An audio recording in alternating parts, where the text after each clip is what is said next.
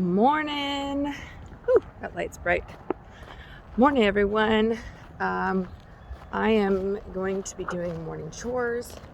It's been an interesting last month. I've been basically doing chores for my husband in the morning because he broke his leg. So I was just going to show you guys how it is in the morning. Got my wonderful setup here. Typically I get up about 5 o'clock and do chores, but this morning I got a little lazy, so it's 6 instead. So anyways, you get to see what we do. My daughter Emily helps in the morning, which is fantastic. So yeah, I'm gonna get started. Hi, little ladies.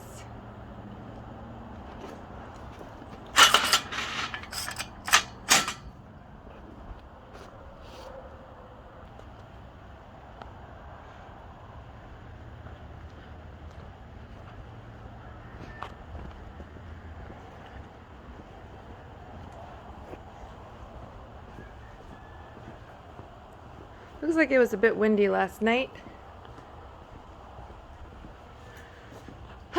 We get to turn the lights on. Ooh, there we go. Everybody's ready to get their breakfast.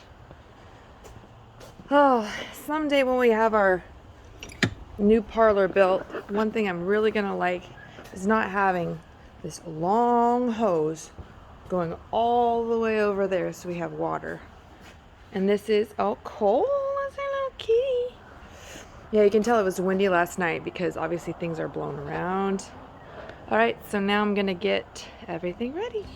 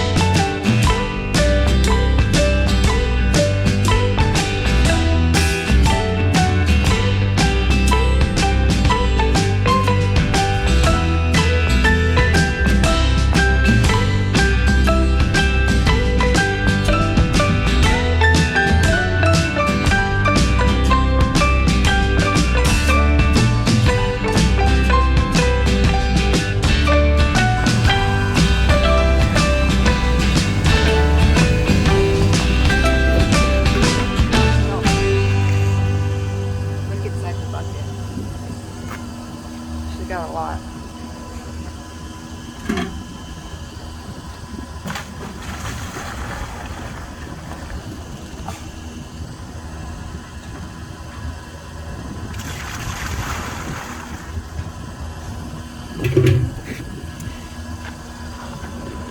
This cow probably made, oh golly, our test yesterday was about 68 pounds in the morning.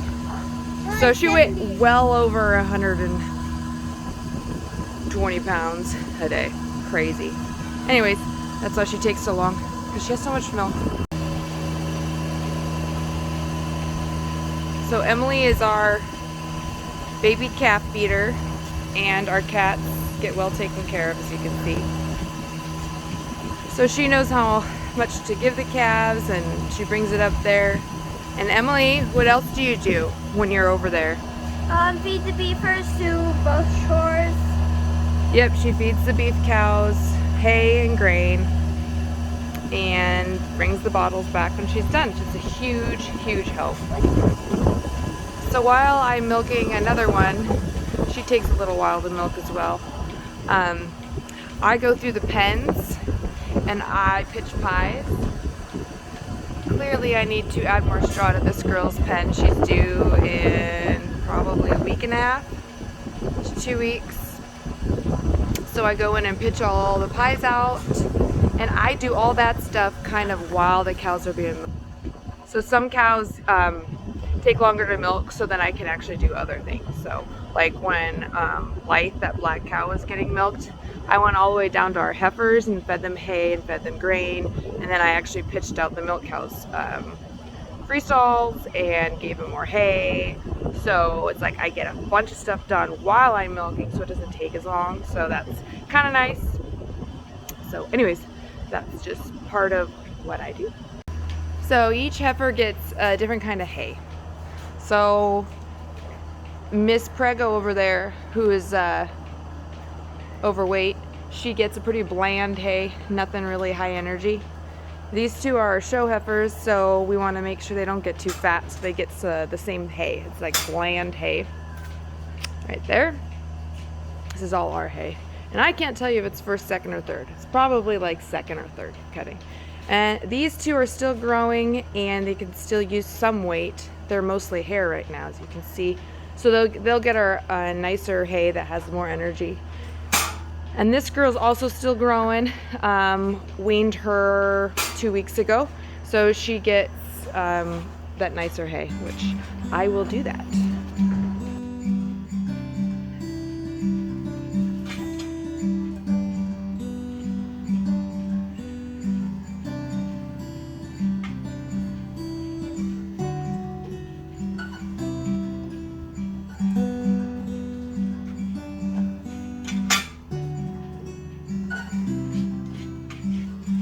So she's getting close to done, so that's when I get the next cow and bring her into the next stall.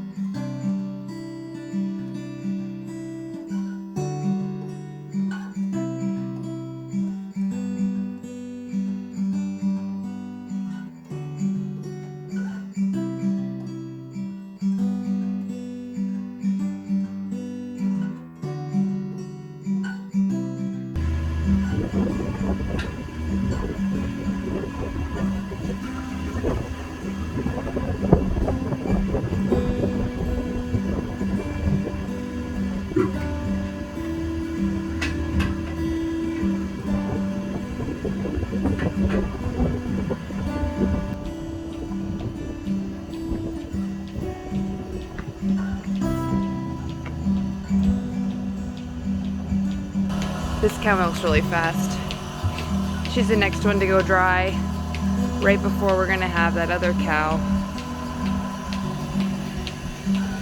Over here, calf.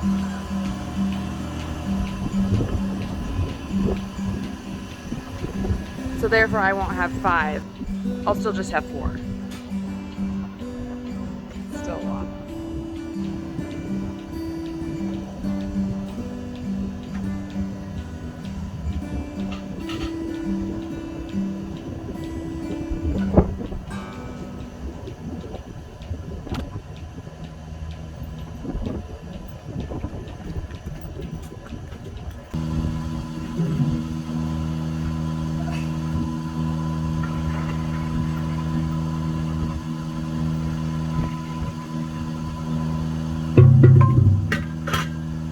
If you guys want to see a beautiful uddered cow, I'll show you.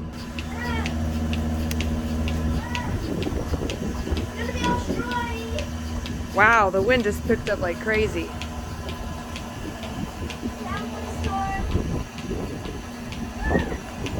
Anyways, that is a beautiful udder. Look at that. Nice medial suspensory ligament, teats placed nicely, wide and high. Oh, I love looking at this cow's udder. All right, now that I'm done staring at her udder, I am going to clean the pens behind me, and then wow, those lights are bright. I'm sorry, everybody. Whew. Clean the pens, and then get the stuff ready for cleaning the bucket milker. As you can see, it's getting lighter outside.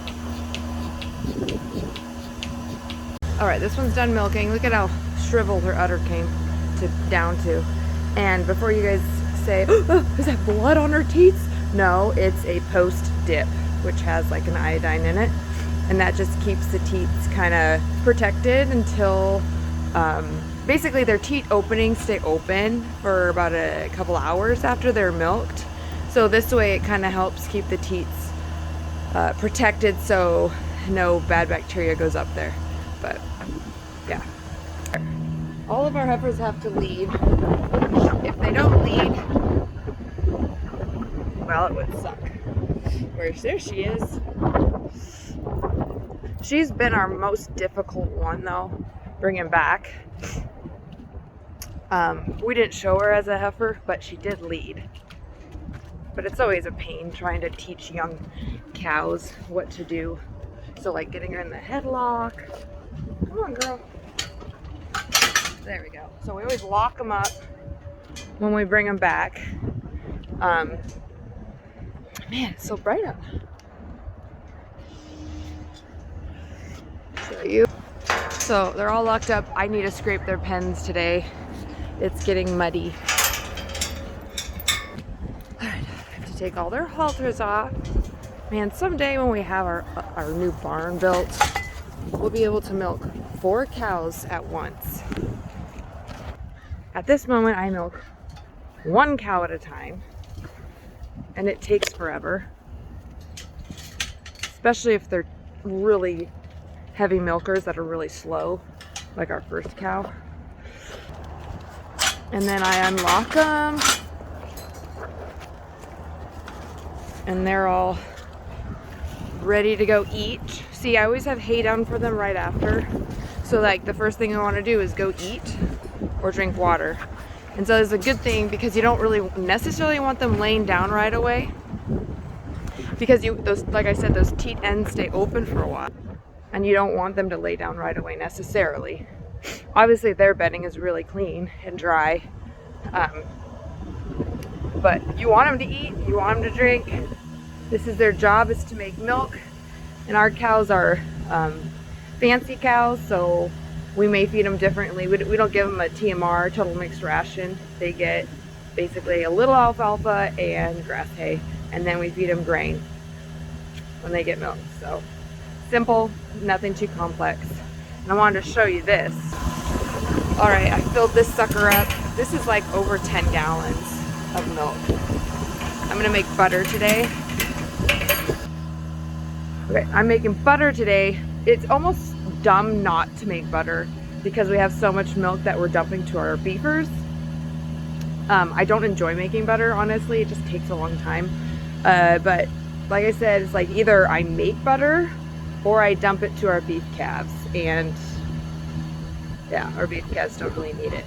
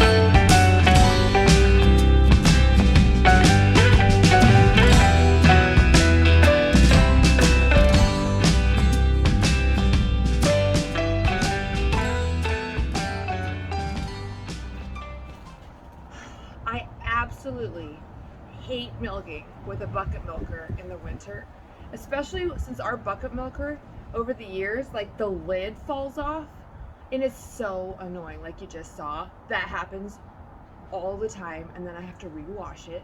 So I'm gonna be so excited when we get our new barn, our new parlor all set up, so we can milk 4 cows instead of 1, and I don't have to deal with a bucket milker anymore.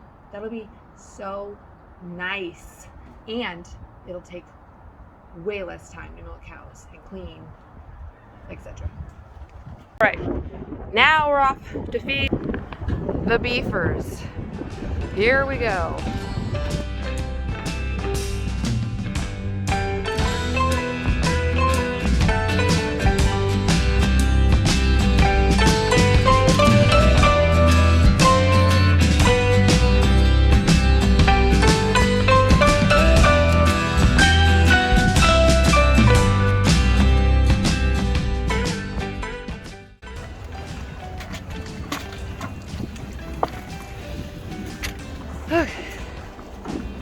These are we have 9 of them. Clearly you can see a Holstein right there. Yep, look at them. They are fat and they don't need this milk. And actually, in the mornings, I typically have these 3 buckets full of milk, not just 2. But like I said, I saved a ton of milk for butter.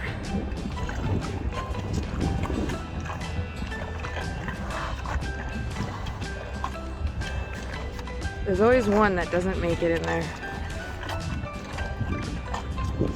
Oh, you gonna get in, Holstein?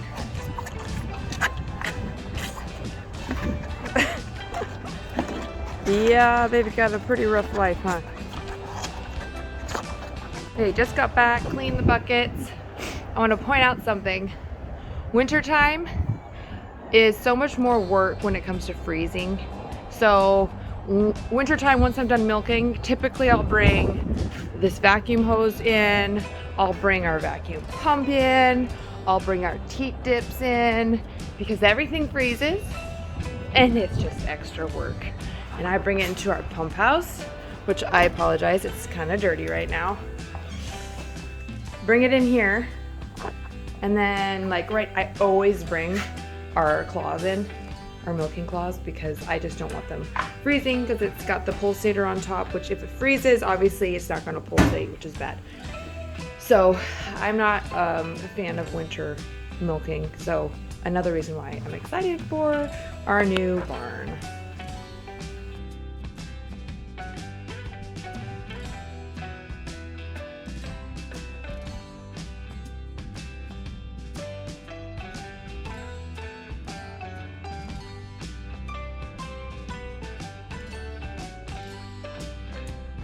Okay, done with bottles. I feel like I've been a little negative here because I'm not a big fan of winter. One good thing about winter. In my pump house in the winter, it stays 55 degrees, which is perfect for cheese. See, I have my little cheese stuff here. So my wine fridge in our house is full of cheese. So I can bring it out here when I have overflow. And this is my cheese, another cheese place. So I guess wintertime isn't all bad.